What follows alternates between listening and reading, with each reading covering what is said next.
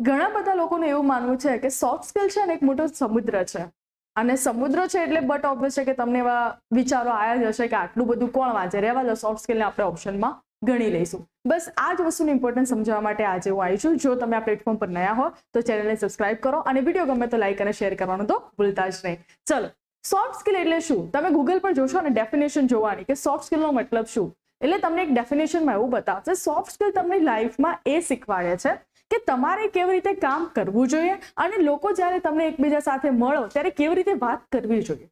ઘણી વખત લાઈફમાં એવું થાય છે કે આપણે બહુ જ બધા ભણેલા હોય, હોશિયાર હોય, સ્માર્ટ હોય, ઇન્ટેલિજન્ટ હોય, પણ જ્યારે બોલવાનું થાય ને ત્યારે કહીએ આપણે ગુજરાતીમાં કે યાર પૈસા પડી ગયા. યાર ક્યાં પૈસા પડી ગયા?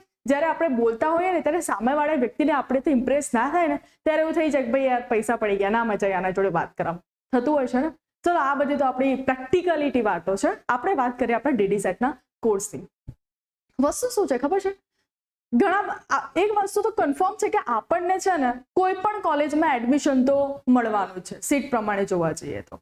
પણ અમુક વખત કેવું થાય કે આપણી જે ઈચ્છા હોય કે મારી આ કોલેજમાં એડમિશન લેવું છે અને એ વખતે તમારું physics best, chemistry best, maths best, એટલે 3 તો તમે 25માં જેટલા હોય ને પર સબ્જેક્ટ 25 એમાં તો મસ્ત માર્ક્સ આવે.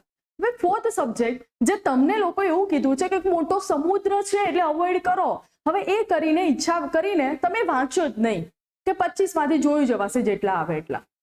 પણ ગુજરાતીમાં એક કહેવત છે કે સંગ્રહેલો સાપ પણ છે ને ક્યારેક ને ક્યારેક તો કામમાં આવે. બસ એવી જ વસ્તુ છે આપણા નોલેજમાં પણ કે ક્યારે ભણેલું છે ને એ ગુજરાતીમાં કહીએ તો વેસ્ટ નથી થતું. ફોર એન એક્ઝામ્પલ, તમે કેમિસ્ટ્રી બેસ્ટ કર્યું, ફિઝિક્સ બેસ્ટ કર્યું, મેથ્સ બેસ્ટ કર્યું, and if you have a time તો તમે ઇંગ્લિશ પર થોડો ફોકસ કરો.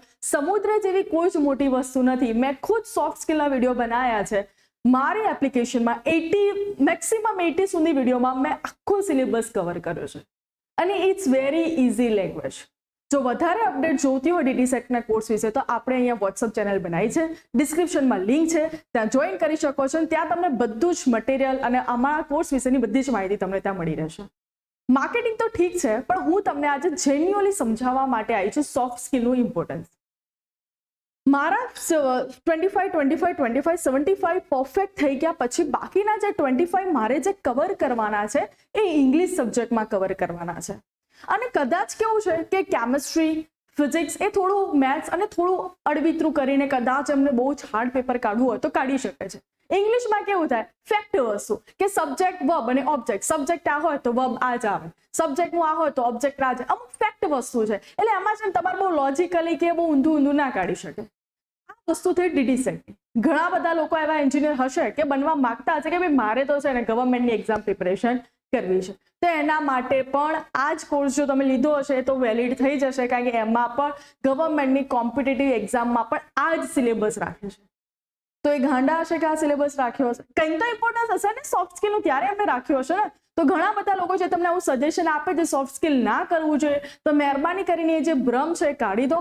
બિકોઝ કદાચ 25માંથી કદાચ તમને 10 પણ આવી ગયા અને પહેલામાં તમે પરફેક્ટ પૂરેપૂરા લાયા તો that you have a good chance કે તમને કોઈ સારી કોલેજમાં એડમિશન મળી શકે છે. તો એવા ભ્રમમાં રહેવું નહીં કે એક બહુ મોટો સમુદ્ર છે.